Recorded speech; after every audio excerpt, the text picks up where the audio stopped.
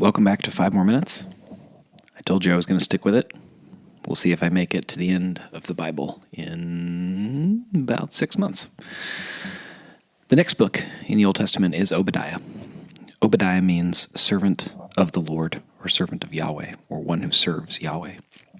It is just one chapter long, and as is often the case with the prophets, it is referencing something general and specific, both a problem generally, which is injustice, oppression, violence, especially the violence of nation upon nation, and injustice specifically. It is quite clear in the book of Obadiah that the nation of Edom is the target of the prophecy of the Lord's wrath, of the day of the Lord coming upon them. The day of the Lord is strict and fair and addresses previous wrongs, injustices, violences. So in 586 BC, the nation of Babylon incredibly gruesomely besieged and then exiled most of the nation of Judah, the southern kingdom of Israel.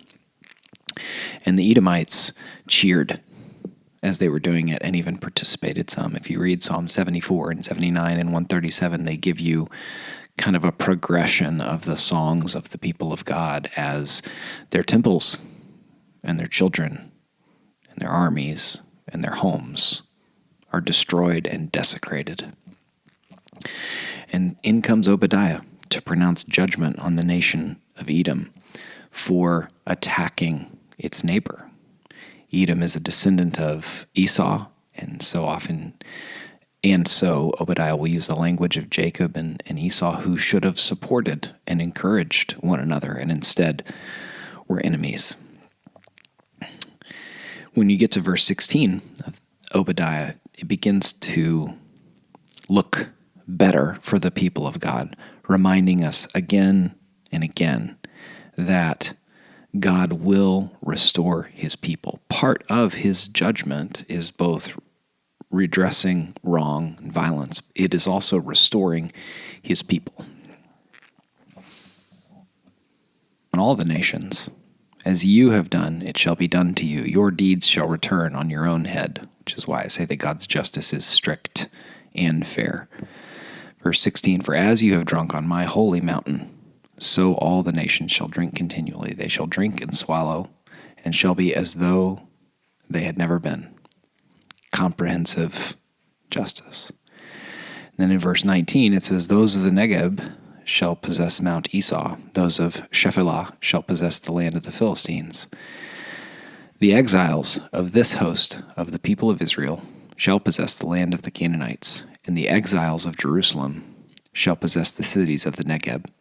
Saviors shall go up to Mount Zion to rule Mount Esau, and the kingdom shall be the Lord's. The word of the Lord to Obadiah not only pronounces judgment on Edom, pronounces judgment on all nations that practice injustice, which is all nations.